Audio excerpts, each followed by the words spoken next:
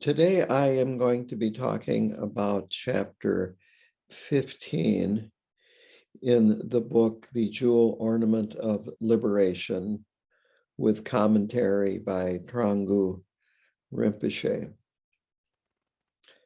Chapter 15 is titled The Perfection of Diligence.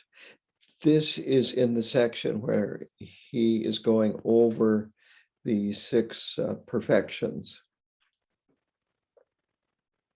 And this is on page 229 of my edition of the book. To begin with, all the paramitas depend on diligence for attainment.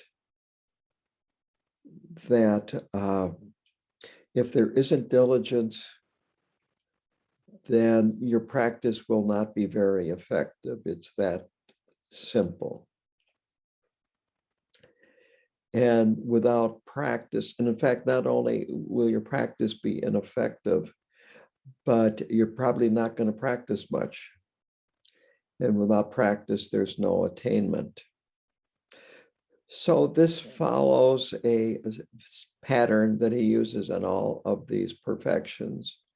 And the first is reflecting on the faults and virtues of not practicing diligence and the virtues of practicing diligence. So basically, to begin with, this reflection on the faults and the virtues, diligence is about practice. It is, you might say, the opposite, or the fault that diligence is intended to counter is being disinterested, being lazy, apathy. Then these things keep us from practicing, and again, without practice, nothing is accomplished. And if nothing is accomplished, then there are no, what is the point of being on a spiritual path? Interestingly enough, even in worldly affairs, if you don't do things, if you don't have, this talks about diligence this way, that this is about specifically spiritual pursuits. But in your worldly pursuits, if you don't, you might say, keep after it. If you don't show up for work day after day after day, and when you're there, do something, you don't accomplish much, and you could easily lose your job.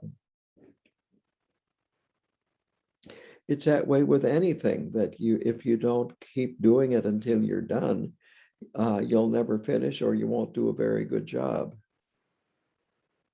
So getting back to spiritual diligence, that without it, that you won't accumulate much virtue, you won't be able to help others, and finally, you won't accomplish Buddhahood, which is the whole purpose of being on the Buddhist path.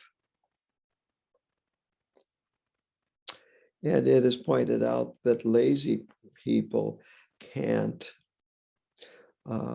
practice the other paramitas either. And there are lots of excuses that we can make to ourselves when we're feeling lazy. Things like, well, it's too much effort, or I'll do it tomorrow. I'll dedicate a Saturday and I'll do practice that day, or I'll take off a month and go to a retreat somewhere, and there's just so many excuses that we can make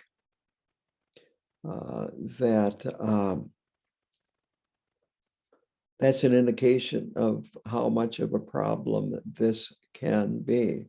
But diligence eliminates these obstacles and errors. With diligence, our virtue will never diminish. It will only increase, and that we will attain Buddhahood. The next section is the definition. And here, diligence is, quote, delighting in what is good and wholesome and being the remedy for laziness.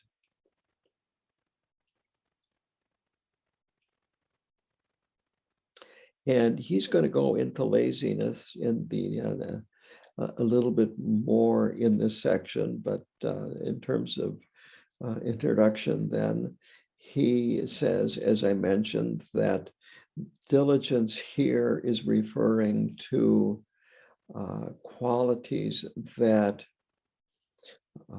help us along the spiritual path, as opposed to diligence in samsaric activity that take us further away from the path.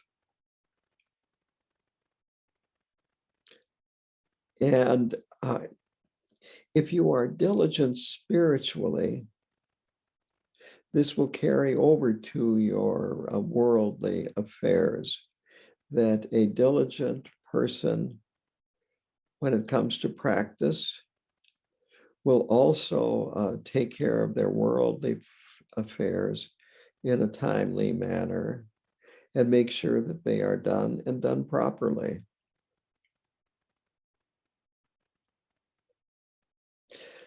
Diligence also has this connotation of that it means you won't harm yourself or harm others. Now, he does not mention the Tibetan word for lazy, but it's a very interesting word, and I think you will all be able to remember this for a very long time with little difficulty. The Tibetan word for lazy is lay low. Lay is the word for karma, the Tibetan word for karma or action. I'm not sure what low is in Tibetan, but we know what it is in English. That is a good segue into the types of laziness. And the first type is sloth and apathy. And you're definitely, when you fall into this pattern, you're definitely laying low. Maybe this kind of laying. You spend a lot of time in bed. I have coined the phrase couch potato laziness. So, quote, total absence or unwillingness to act in any way. You are not prepared to do anything at all and remain disinterested. That's on page 232. So this type of laziness frequently in the West, it's called depression, where you spend lots of time sleeping or at least laying in bed, and you just don't want to do anything. You want to just stay there and do nothing. But there's a remedy for this, and obviously this is a problem even if you're not a Buddhist, because you don't get anything accomplished if you're laying in bed or laying on the couch. So the remedy is to contemplate, among other things, precious human birth. And he doesn't go into this in detail here, but it is to think about that you could and will be in the future, unless you do something, be reborn in one of the other realms of the 6 realms, and they are not nearly as good for you in the long run. Even if you are born in one of the God realms, that you're not going to be practicing the Dharma. You're not going to come in contact with the Dharma in the God realms. You're certainly not going to come in contact with the Dharma and be able to practice in the hell realm or the hungry ghost realm and even the animal realm. That the human realm is the most fortunate realm to be born in. It's not an accident. It's a result of previous virtue that you have accumulated, the result of discipline in your past life. So not only have we been born this time in the human realm, that we have a body and a mind that works well enough, at least, for us to study the Dharma and practice and have and experience the results of our efforts. Our mind is not overpowered with strong negative emotions. We have been born in an aeon where the Buddha has appeared. The teachings are authentic teachings, and they are easily accessible. We've met a teacher. We've been born in a land where Buddhism is accessible, and so on and so forth.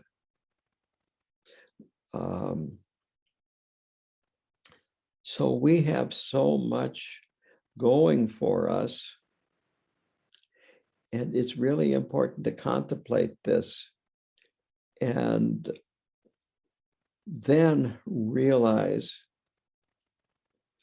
that life can be unpredictable, that because of impermanence, we could die at any time, or we could have some type of an accident or a stroke or a number of other things where we wouldn't die, but we would be incapable of practicing the Dharma. I remember when I was married many years ago that my wife had a grandmother who had a stroke, and she was paralyzed. She couldn't speak. She had to be put in a nursing home. And whenever we would visit her, she would just be lying there on her back, and tears would drip from her eyes. And that was basically the only communication that we had with her. And she existed in that state for a number of years. That you don't know when even something like that could happen to you. We seem to think that no problem, I'll deal with death when that comes, or just plain ignore it. I just had a new pacemaker put in, and it included a defibrillator.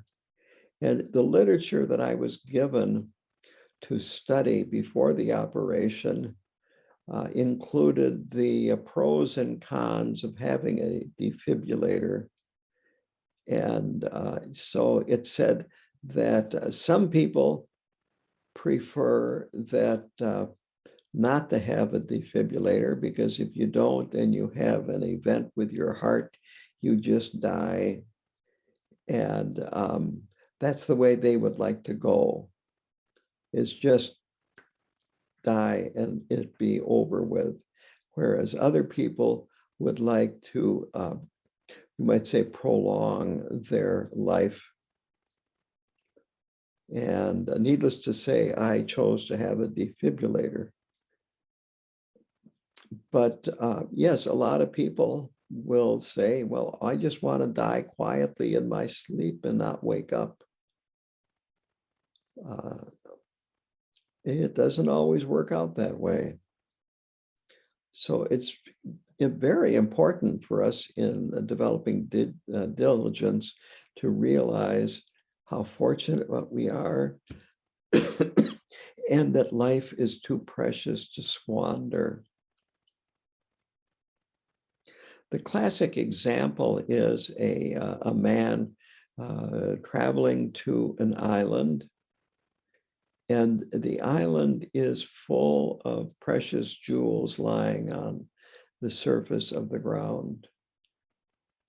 And so he spends some time there, really enjoys himself while he is there, and then gets on the boat that he took to get there and leaves. And after he gets home, he goes, "Oh, I forgot to take some of those jewels with me. I left them all back there." And that's what happens when you are not diligent and don't practice, even though you have this wonderful opportunity to practice, travel the path, and progress on the way to total liberation. So we have this opportunity now to help ourselves, to help others. This opportunity that we are in now is full of possibilities. So we must, I guess the conclusion of this contemplation of how precious our human birth and human life is to motivate you to make use of this wonderful opportunity and this wonderful body that we have, so that we can make progress on the path and eventually attain complete, perfect Buddhahood. He continues by saying that practice is never wasted, that even a little bit every day, even repeating a mantra a few times every day, is not wasted, that you will accumulate virtue by doing that. But you have to do it. You can't just lie in bed and think about it. You have to get to the bus station if you want to get on the bus, or a bus stop.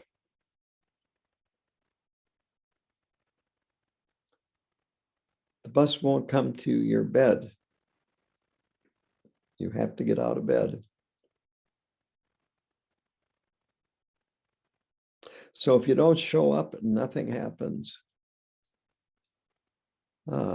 Two other analogies that he uses here at the end about diligence, this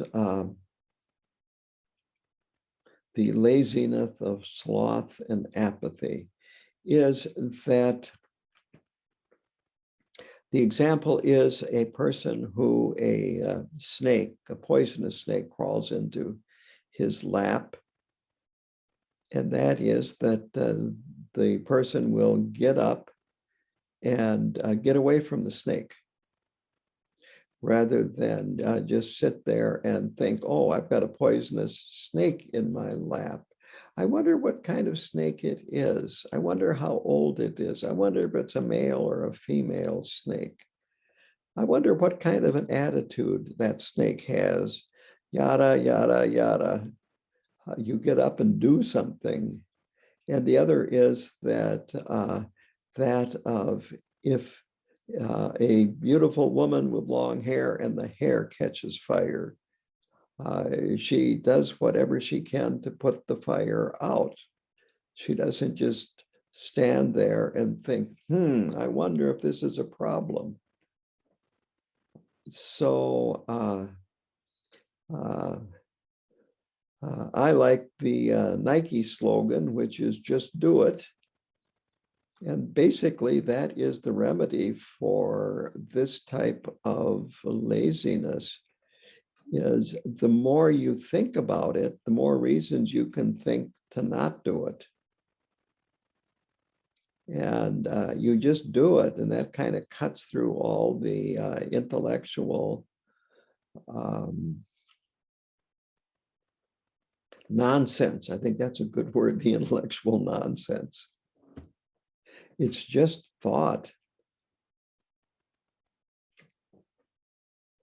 So the next type of laziness, and there are 3 types, is the laziness of discouragement. And this is belittling oneself, thinking, oh, I can't. Why should I try? I don't know how to. And the fine print under that is, and I don't want to learn how to. Oh, yes, others can do it, but I can't.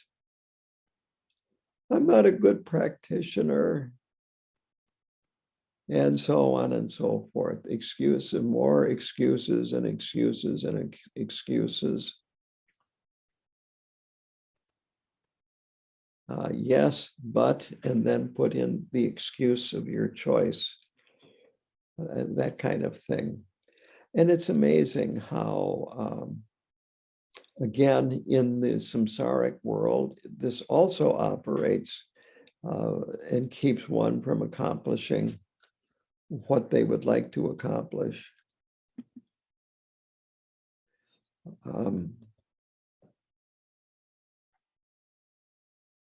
Many of you have been here to my house for retreats, programs, and teachings.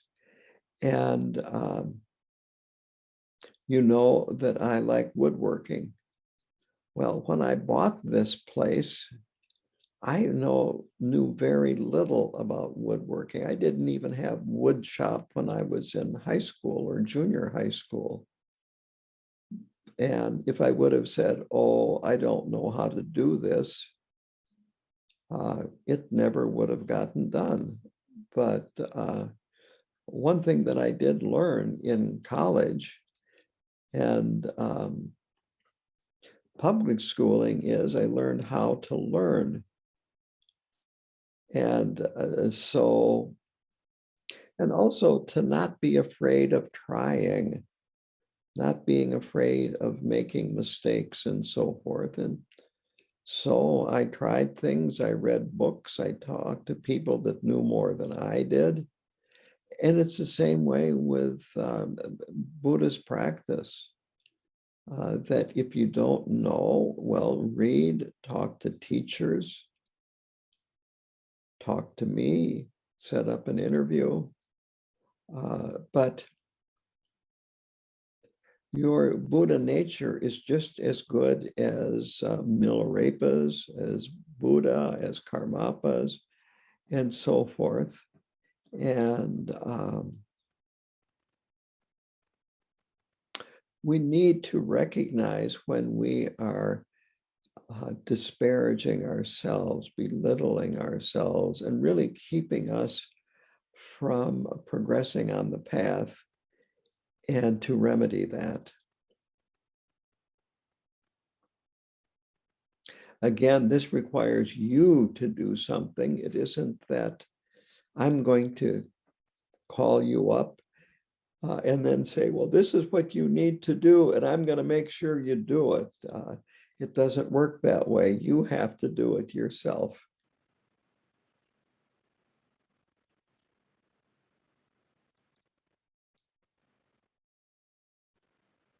So we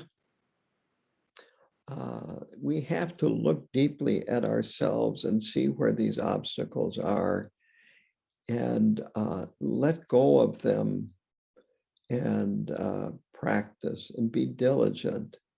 Just do it.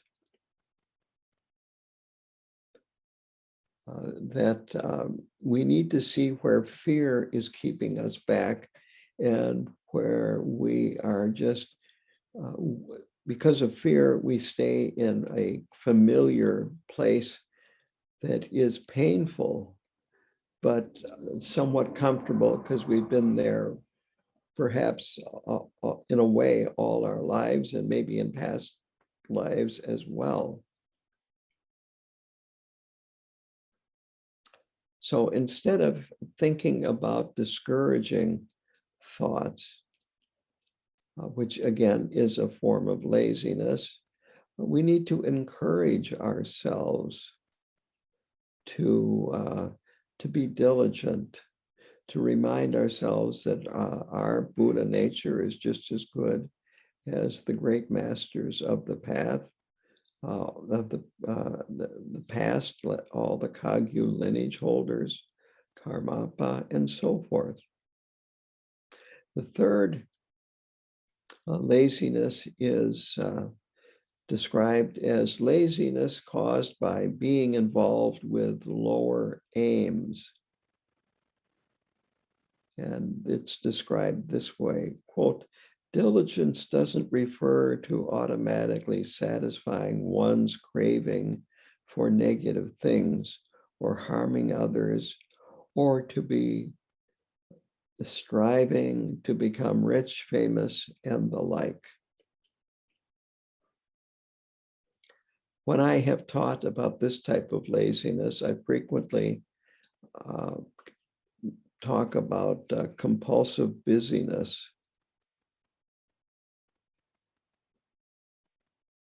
And Trangu Rinpoche and Gampopa did not really talk about that. But here in the West, this is definitely related to this type of laziness, being involved with lower aims. We're busy, trying to accomplish things, but what we're trying to accomplish has little or no ultimate value when we look at the bigger picture, like just as simple as looking at, well, where am I going to be in my next life? Or when I am on my deathbed, am I going to think, I needed to do more video gaming, or I needed to spend more time shopping online or in the store, or why didn't I take another cruise? I don't think you're going to be thinking about those when you are on your deathbed. So he refers to this also as being caught up in even harmful activity, meaningless and harmful activity. And then he talks about Milarepa, who was famous for his austerity. And he said Milarepa's austerity was a result of diligence rather than austerity, that he did not want to spend time gathering food and cooking food, so he ate less. He didn't want to spend time finding clothing, so he wore very little simple, humble clothes, and so on and so forth. He stayed frequently in caves, so he didn't have to worry about even a shack, a Tibetan version of a shack or a tent or whatever, that he did not have time to waste in these kinds of activities.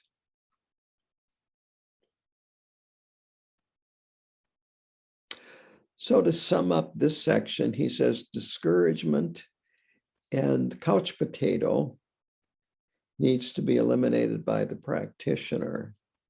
Only you can do it. But for this third type of laziness, it might be good to have a strong connection with a lama and talk to the lama about this. That he mentions that lack of trust and faith in ourselves is in this last category. And so to sum up this section here, we have to read, study, and practice in order to really understand diligence.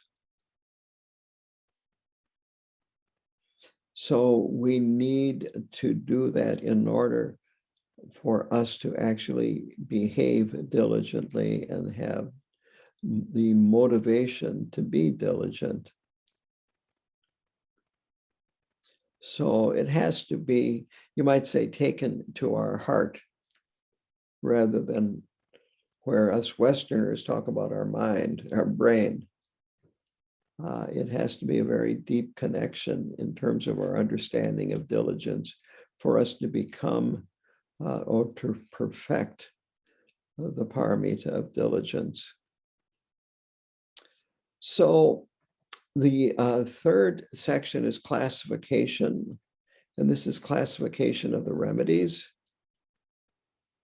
And so apathy and sloth, the best remedy is positive motivation. And I will share this. I didn't think about this when I was preparing this talk.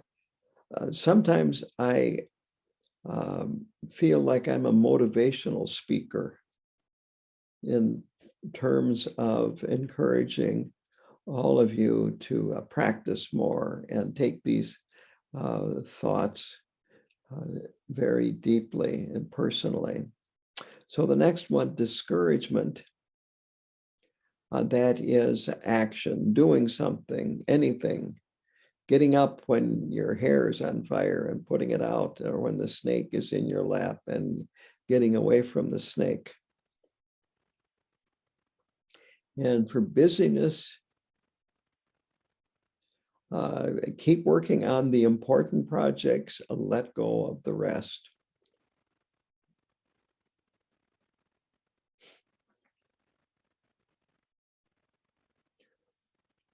The next section is characteristics of each classification. And so he has different types of diligence here.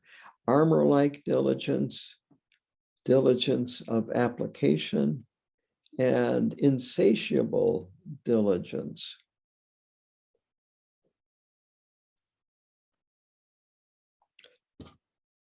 So to get into armor-like diligence, great determination is the best motivation, and this protects us. It's compared with wearing armor. And when you wear armor, you are protected from enemies. The enemies here are, of course, the three types of laziness. So with this motivation of great determination, the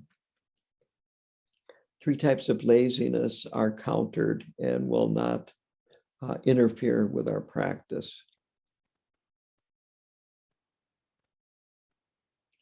He also mentions that if you have this great determination, then the other two kinds of diligence are also present.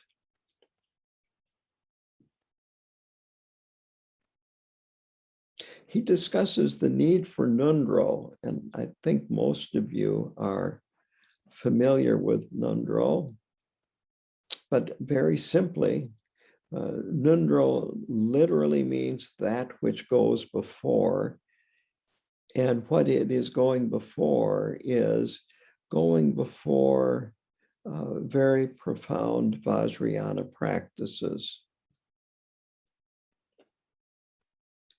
It's not a problem to do Chenrezi, White Tara, Green Tara, Medicine Buddha, and some other things that we do at our center. But if you get into the very profound practices of Vajrayana, you need to have diligence. And so Nundroll is a practice that you have to do. And he mentions here, you have to do it to show your Lama, your guru, that's going to give you the empowerments for these more advanced practices, and make sure that you get instructions on how to do these advanced practices. You have to convince that person that you are motivated enough to do these practices. And so Trangu Rinpoche said, this is why now, and this happened centuries ago, that Nundroll was required for the students that wanted these more advanced, powerful practices. Now, this doesn't mean that Chenrezig is not powerful. You don't have to do Nundroll to do a Nyungne. And those of you who have done a Nyungne, I think, will understand that Nyungne is a powerful practice. But there are practices. There's different levels of Tantra, let's put it that way. And to get to the higher levels of Tantra, then you have to show your Lama that you have this type of diligence, and therefore you have to do Nundroll. Now, he doesn't mention this, but Nundroll also is excellent because it strengthens our refuge vows. It purifies negativities and bad karma that we've accumulated over the aeons. It allows us to create tremendous merit. And then the last practice is Guru Yoga, and this strengthens our bond with our Guru. So even if you're not doing anything beyond Nundroll, it's still a very powerful and important practice. I wanted to put that in there because this is not in the book. Now, the next type of diligence after armor-like diligence is diligence of application. And what that means is that you actually do something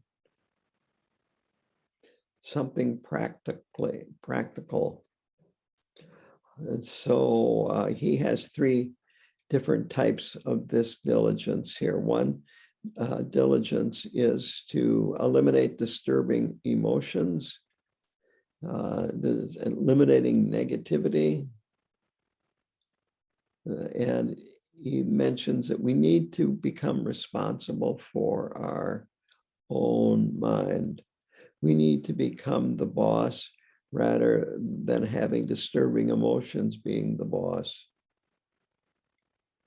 And along with this is we need to eliminate negativity. So that's this diligence to eliminate disturbing emotions. The second type of application diligence is the practice of virtue, that we need to apply diligence to the other 5 paramitas: generosity, ethical conduct, patience, meditative concentration, and wisdom. So practicing virtue by practicing the other 5 paramitas. Then the third is diligence to benefit other beings. So again, do something to benefit other beings. And think positive thoughts, positive motivating thoughts, that I must do something to alleviate the suffering of other beings. So we've talked about armor-like diligence and now diligence of application. The third one is insatiable diligence. And that is that you are motivated so highly that you will keep going until you reach the goal, rather than stopping and saying, enough already, I need a break.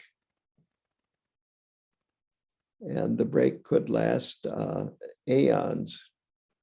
So in other words, keep on the path, keep working for it. This insatiable, I think, is a very telling word. Have a hunger for Dharma and Dharma practice that cannot be turned off, that is always there. Now, the fifth section is increase. And actually, the rest of these sections go very quickly because they're very similar to the other perfections. So increase, it means that our practices are done through the power of primordial wisdom, wisdom awareness, and then dedication of merit. Perfection, this happens through our understanding of emptiness and through great compassion. And the last is result. The ultimate result is Buddhahood. The relative or the short-term result is that you will be able to achieve what you want and being able to benefit beings if you apply diligence to your practice. So even before you attain Buddhahood, life will be much better. You will achieve what you want. You'll be able to be of more benefit to beings, and so forth. And with that, I will open this up to questions. The question is, to a certain extent, a statement. And the person said that they feel that for them, diligence and effort are similar, and the effort frequently is just to stay calm. Now, that's a very good approach, but the paramitas are Mahayana, and they're kind of built on having already practiced to the point where you have attained a certain amount of mental stability and taming our mind. And now we're training our mind to develop our qualities. And so these 6 paramitas are about training our mind to be more generous, to be have more ethical conduct, to be more patient, to spend more time practicing and studying because of our diligence. And then meditative concentration is the 5th paramita, and the 6th one is the perfection of wisdom. So with the Mahayana, then, we need to be diligent in practicing these 6 paramitas, but it is based on having tamed our mind, even if it's just a little bit, through meditation, doing what we can to stay calm when things are tense and falling apart around us, and so forth. Does our motivation change through practicing diligently? I believe that was the question. And what practice does, it allows us to see things at a deeper level. You can read a Dharma book, and then practice for a year, 2, 3 years, then come back and read the book and go, oh, I didn't know that was in there. Even have the feeling of, this is a different book. So what happens when we practice is that gradually our mind becomes more clear and we see things more clearly. And this can easily lead to a deepening of our commitment to the Dharma, because we see that it works, more confidence in our Buddha nature, more confidence in the practices, and so forth. And this definitely can result in our motivation and our diligence strengthening.